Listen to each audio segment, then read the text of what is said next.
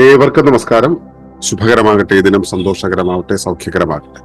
അനുഭവങ്ങളും അനുഭൂതികളും നമ്മെ ഏവരെയും നയിക്കുമാറാകട്ടെ. ഇന്ന് 96 തത്വങ്ങളുടെ വിഷയങ്ങളിൽ 5-ാമത്തെ ദിവസമാണ്. ഇന്ന് നമ്മൾ ചർച്ച ചെയ്യാൻ ഉദ്ദേശിക്കുന്ന വിഷയം പഞ്ച ഇന്ദ്രിയങ്ങളും പഞ്ചതന്മാത്രകളും എന്നതാണ്. അതിനെക്കുറിച്ച് ഇവിടെ പറയുന്നത് ഇങ്ങനെ: The Pancha Indriyas receive the attributes of structures for compatibility. ഒരു ശരീരം അതിന്റെ പരിസരത്തെ സംവേദനക്ഷമമാക്കുന്ന തന്മാത്രകളെ ഗ്രഹിക്കുന്ന സ്വീകാരികൾ അഥവാ ഗ്രാഹികളാണ് ഇന്ദ്രിയങ്ങൾ. തത്വപ്രാധാന്യാനുസരണം സ്പർശം, രസം, ഗന്ധം, രൂപം, ശ്രവണം തുടങ്ങിയ തന്മാത്രകളെ ത്വക്ക്, നാക്ക്, മൂക്ക്, കണ്ണ്, കാത് എന്നീ ഇന്ദ്രിയങ്ങൾ വഴിയാണ് ശരീരം മുഖ്യമായും ഗ്രഹിക്കുന്നത്. സ്പർശ തന്മാത്രയെ ത്വക്ക് വഴിയും, രസതന്മാത്രയെ നാക്കു വഴിയും, ഗന്ധതന്മാത്രയെ മൂക്കു വഴിയും, രൂപതന്മാത്രയെ കണ്ണുവഴിയും, ശ്രവണ തന്മാത്രയെ കാത് വഴിയും ശരീരം മുഖ്യമായും ഗ്രഹിക്കുന്നു. യഥോവിധമുള്ള ഗൃഹീതബോധ്യങ്ങൾ ശരീരത്തെ തഥാവസ്ഥയുമായി അനുരൂപത്തിലാക്കുന്നു.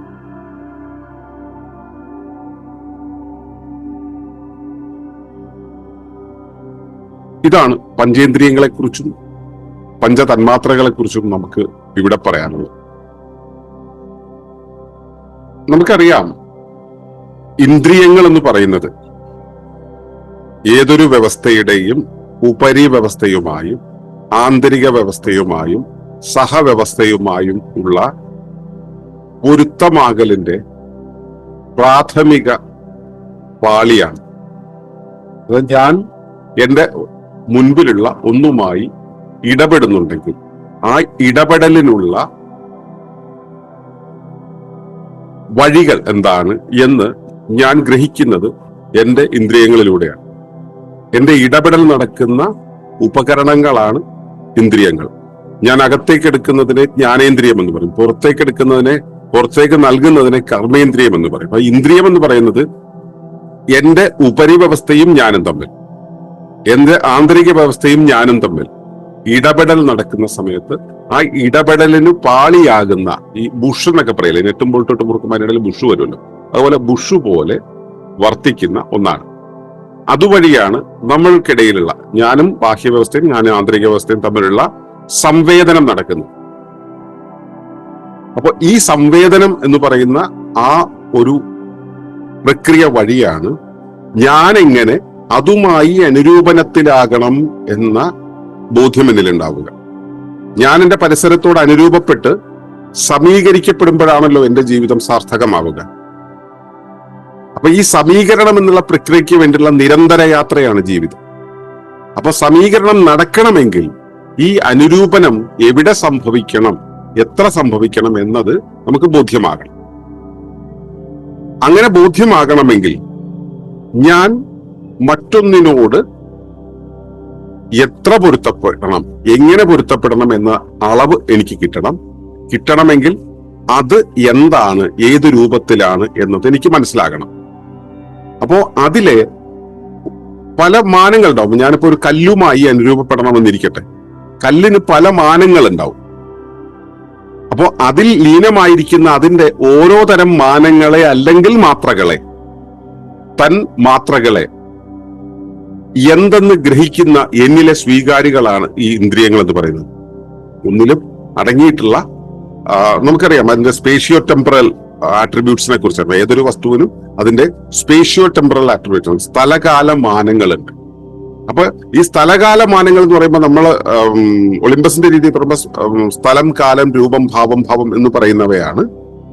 അതുപോലെ തന്നെ ഈ രൂപം എന്ന് പറയുന്നതിന്റെ മാത്രം അതിന്റെ ആട്രിബ്യൂട്ട്സിനെ എടുക്കുകയാണെങ്കിൽ അതിനെ നമുക്ക് മനുഷ്യന് സംവേദിക്കാൻ കഴിയുന്ന അല്ലെങ്കിൽ മനുഷ്യന് ഗ്രഹിക്കാൻ കഴിയുന്ന 5 മാത്രകളാണുള്ളത്. ആ 5 മാത്രകളാണ്: ഒന്ന് അതിന്റെ ഭൗതികമായ ഘടന, 2 അതിന്റെ രാസിക ഘടന,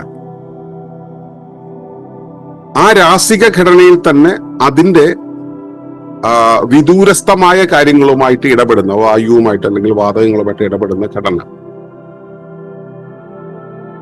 അതുപോലെ തന്നെ അതിന്റെ പ്രഭാവപരമായ സ്വഭാവം, അത് പുറന്തള്ളുന്ന, നമ്മൾ നേരത്തെ ഫോട്ടോണിനെ കുറിച്ചൊക്കെ പഠിച്ചിരുന്നു, അത് പുറന്തള്ളുന്ന പ്രഭാവപരമായ ഘടന. അതുപോലെ തന്നെ അതിനകത്തുള്ള ആ ചലനാത്മകത അല്ലെങ്കിൽ അതിന്റെ ഫ്രീക്വൻസി എന്ന് പറയുന്നത്.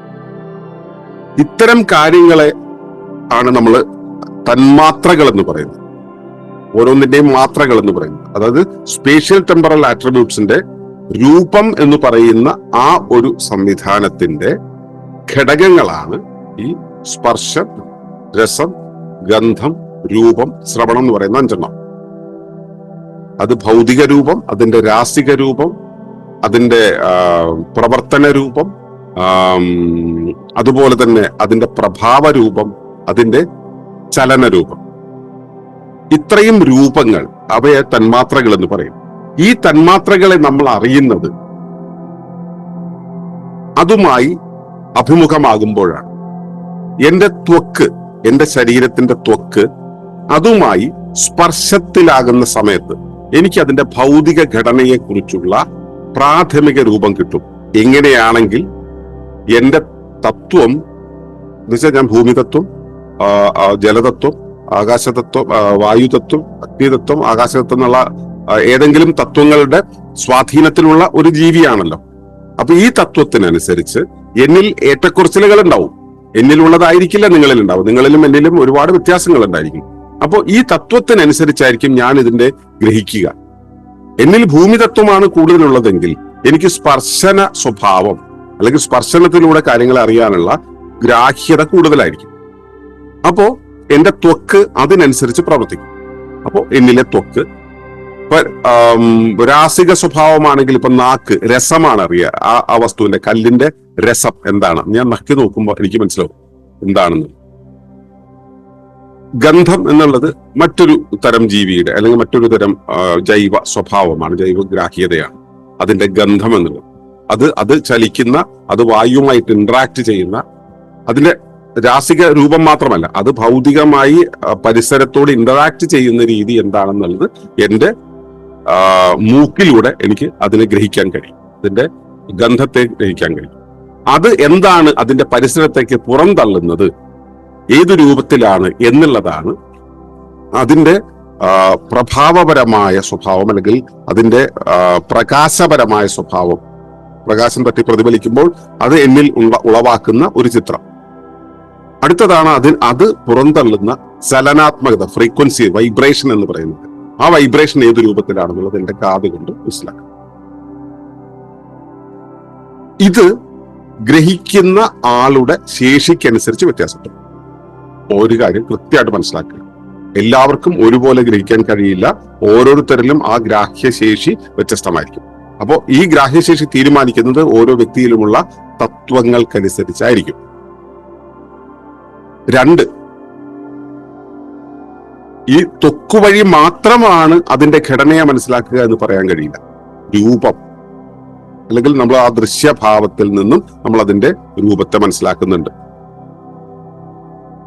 നമ്മൾ മറ്റു ചില കാര്യങ്ങൾ ഇപ്പോ നാക്കുകൊണ്ട് മനസ്സിലാക്കുന്നത് തന്നെ മൂക്കുകൊണ്ടും ചിലപ്പോൾ മനസ്സിലാക്കും. കാതുകൊണ്ട് കേൾക്കേണ്ട കാര്യം ചിലപ്പോ നമുക്ക് ത്വക്ക് കൊണ്ട് മനസ്സിലാക്കാൻ പറ്റും. അപ്പൊ ഇങ്ങനെ ഇത് ഏറിയും കുറഞ്ഞും അങ്ങോട്ടും ഇങ്ങോട്ടും ഒക്കെ കണക്ട് ചെയ്തിട്ടാണ് നിൽക്കുന്നത്. എന്താണെങ്കിലും ഇത്തരം കാര്യങ്ങൾ ത്വക്ക്, നാക്ക്, മൂക്ക്, കണ്ണ്, കാത് എന്നീ ഇന്ദ്രിയങ്ങൾ വഴിയാണ് ശരീരം മുഖ്യമായും ഗ്രഹിക്കുന്നത്. ഈ മുഖ്യമായും എന്നുള്ള പ്രയോഗം അവിടെ കൊടുത്തതെന്ന് വെച്ച് കഴിഞ്ഞാൽ അതല്ലാതെയും ഗ്രഹിക്കാൻ കഴിയും എന്നുള്ളത് കൊണ്ടാണ്. മുഖ്യമായും ഇതുവഴിയാണ് ഗ്രഹിക്കുന്നത്. നമുക്ക് ഏതെങ്കിലും ഒരു ശേഷി ഇല്ലെന്നിരിക്കട്ടെ, സ്വാഭാവികമായിട്ടും മറ്റ് ഇന്ദ്രിയങ്ങൾ വഴി നമുക്ക് അവയും കൂടെ ഗ്രഹിക്കാൻ കഴിയുന്ന ഒരു അളവിലേക്ക് നമ്മൾ വികസിക്കും. അപ്പോ ഈ സാധാരണ രീതിയിൽ സ്പർശ തന്മാത്രയെ ത്വക്ക് വഴിയാണ് മനസ്സിലാക്കുക, രസതന്മാത്രയെ നാക്ക് വഴി മനസ്സിലാക്കും, ഗന്ധതന്മാത്രയെ മൂക്ക് വഴി മനസ്സിലാക്കും, രൂപതന്മാത്രയെ കണ്ണു വഴി മനസ്സിലാക്കും, ശ്രവണ തന്മാത്രയെ കാത് വഴിയും മുഖ്യമായും ഗ്രഹിക്കുന്നുണ്ട്. ഇങ്ങനെ യഥോവിധമുള്ള ഗ്രഹീതബോധ്യങ്ങൾ ഉണ്ടാകുന്നുണ്ടെങ്കിൽ യഥാർത്ഥത്തിൽ എന്താണ് ഉള്ളത് എന്ന് കൃത്യമായി ബോധ്യപ്പെടാൻ കഴിഞ്ഞാൽ തഥാവസ്ഥയുമായിട്ട് ആ അവസ്ഥയുമായിട്ട് അനുരൂപത്തിലാകാൻ എനിക്ക് കഴിയും. അപ്പോ ഞാൻ എങ്ങനെയാണോ ഗ്രഹിക്കുന്നത്, എന്റെ ഗ്രാഹ്യശേഷി എത്രത്തോളം ഉണ്ടോ, ഗ്രാഹ്യ പദ്ധതി എത്രത്തോളം ഉണ്ടോ, ഗ്രാഹ്യ ഘടകങ്ങൾ എത്രത്തോളം ഉണ്ടോ, ഗ്രാഹ്യ ബോധ്യം അതിനനുസരിച്ചായിരിക്കും ഉണ്ടാവുക.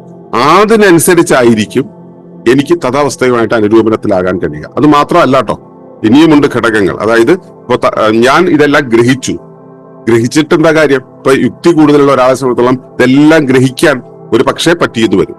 ബുദ്ധി കൊണ്ട് ഗ്രഹിക്കാൻ കഴിയും. തിരിച്ച് അതിനനുസരിച്ച് അനുരൂപപ്പെടാൻ ശരീരം വഴങ്ങണ്ടേ? വഴങ്ങില്ല.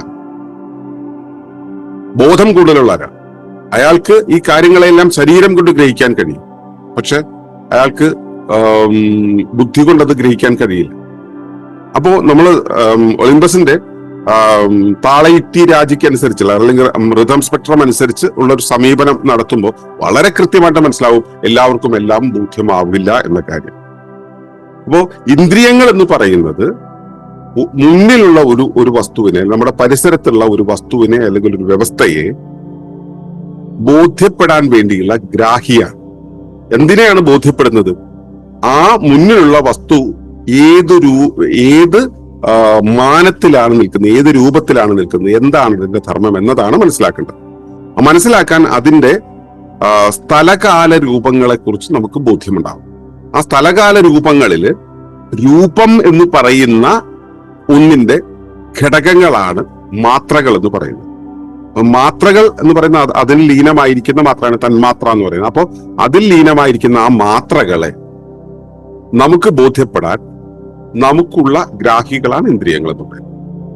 ഇത് ജീവിയുടെ പരിണാമത്തില് ആദ്യം ഇപ്പൊ അമീബയെ പോലുള്ള ജീവികൾ ഉണ്ടായപ്പോ അവയ്ക്കുണ്ടായത് എന്താ? സ്പർശ സ്വഭാവമാണ്.